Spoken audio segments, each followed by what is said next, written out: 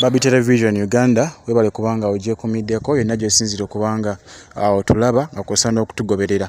Ensonga z'obuyisiraamu zikyagenderera ddala mu maaso era nga wenjogera olunaku olwaleero obutambi butandise okufuluma obulaga nti nannyini ayagala okubanga atwala omuzikiti omukulu ogwa Old Kampala oba Gite Gaddafi Mosque ayagala kubanga aweebwamu William Street nga bw'ogiraba mu kavidiyo ako era nga kwe kuli amaduuka amayitirivu ennyo era gavaamu ssente eziyambako eddiini y'obusiraamu okubanga etambuza emirimu gyayo mu ggwanga yattu erya Uganda. Naye nga nyokoddeyo ebyobugagga by'obuyisiraamu bya mirundi ebiri nga nkugambeko ku William Street eyo amaduuka gonna agali ku William Street gonna aba gaagala mu compensation ey'okubanga aleka ettaka eririko omuzikiti gwa Gaddafi Mosque era nga asabye n'ettaka eddala eriwererako yiika 20 ku kitundu ekimu era ngenda kubanga ndoonyereza ku kifo ekyo nzije nkibagambe wano nga kye mbamanya William Street amaduuka gonna agaliko omusajja ono agaagala nga compensation nga kussa n'ettaka eriwererako ddala yiika 20. Angenda kubanga nkuba akatambi kano kawulirize bulungi nnyo olabe bamafiya bakozesezza Mubajje Sheikh Mubajje bamafiya bakozesezza okubanga awamba obanga atwala n'okutunda ettaka nakosa n'emmaali y'obuyisiraamu. Ngenda kubanga nkwaka kiripu kano kawulize bulungi nnyo n'oluvannyuma nkomewo tweyongereyo.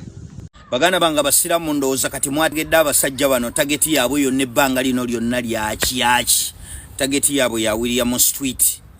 Gwe muntu kyajja okuyamba ng'alina selective ku biki byayagala okusekiwalinga mu byonna byonaga mumpe William Street ne faamu y'emijeera.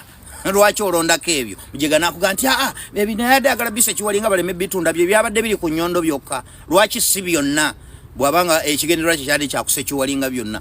Bano bafere bafere ba Mubajje omusajja Mubajje mufere atayina traits z'obufere. Omufere tayogera bingi wabula aleka abali mu bandi ye to do all the donkey work nga bolaba abasuzi b'ebisente asula ekisente ye yongerayo bana bali mu bandi ye najja nga akupaswedinga nga era bana abazanyi bakafuna tekafuna akazanya mulala bana abayimiridde mu bandi ye be bakumatiza n'oteekako ssente kati ye Mubajje. Kyogamba omusajja oyo yazze n'ayimirira emimba lirando mulenga tebategeddeko kikyagenda kwogera ekifo ekyabadde kigenda okubeeramu Mubajje ng'ebigenda maaso byonna buli musiramu musungwavu nga bayinza okumala gakuba microphone nga tebategedde kikyogenda kwogera yambalira Mubajje n'omukasukirira ebigambo ng'ali mu masijidi. Mu masijidi Mubajje yadde masijidi nga kulayini zonna kuliko basajja be. Gwe ng'osobola okuva eno buvina okwata omuzindaalo bw'oba okiyita kyangu ekyokwogerera ku muzindaalo gofunayo olwokutaano lumu ogende wali eri oyambuke emimbali olaba oba osobola okwogererayo. Yazze nga bakimanyi nga bateesezza dda ate omufere yenna kyasooka okukola kwe kujjako bargaining power abeere nga yalini control kuki ekisalibwawo kati bayagala otujjako bargaining power batulage nti property zonna 8 zigenda so that wakukubira diru ku mmeeza osalirawo mu desparecy. Era olina amuga nti omusajja bw'aba agamye nti atwaleko property 2 atase ziri eri omukaaga tumuwe osalirawo out of desparecy. Kyekyo omufere kyasooka okukujjako oyo muzaata yamuleka mutunnyonnyodde nti mufere property mansita. Kati basiraamu wonna we muli mukimanye nti William Street eri ku wish list tekijja kwewunyisa kukeera ku machanga bagikubyeko ebbaati genda okuyitawo weeks 2 nga waliwo Starbucks petrol station obanga bawuluddewo ekizimbe ate amateeka mugamanyi kasita bazimbe ekizimbe ne kituuka mu futi 3 kasa kimala okuyingira futi 3 tokimenya okujjako okimenyera ku court order. Kati ono kimenyera otya ku court order nga ebyapa mwabiwaayo mbu musekiwalinga ebiri eri property ziri eri omukaaga.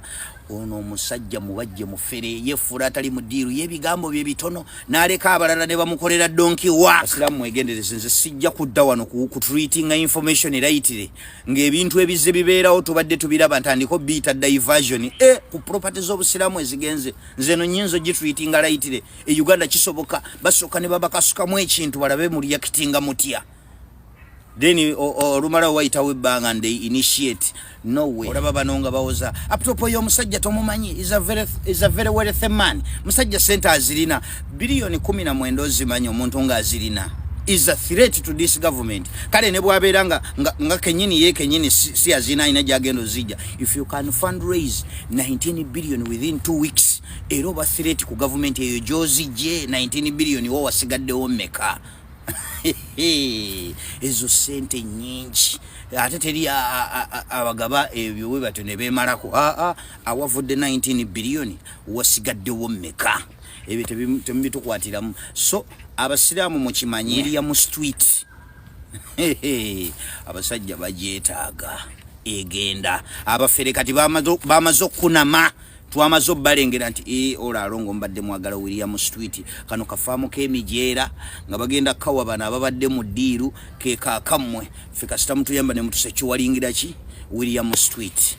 Emmaali yeeyo nga bw'ogiwulidde baagala William Street amaduuka gonna agaliko okussa ne faamu y'emijeera ewererako ddala acres 20 era nga kuno kuliko ebintu nga kussa n'ebisolo bya ddiini y'Obuyisiraamu ebiyambisibwa bannayuganda Abayisiraamu mu ggwanga lyonna. Nga bw'obiwulidde bulungi nnyo sigenda kubanga nnakyennyongerako olw'ensonga nti byonna mubiwulidde bulungi nnyo, wabula ebigambo bye muwulidde ebyo tetubivunaanyizibwako nga Babi Television Uganda, wabula bya muntu Ssekinnoomu oyo awuliddwa mu katambi ako. Sigenda kubanga nsukkawo wano, musibe bulungi, mweraba.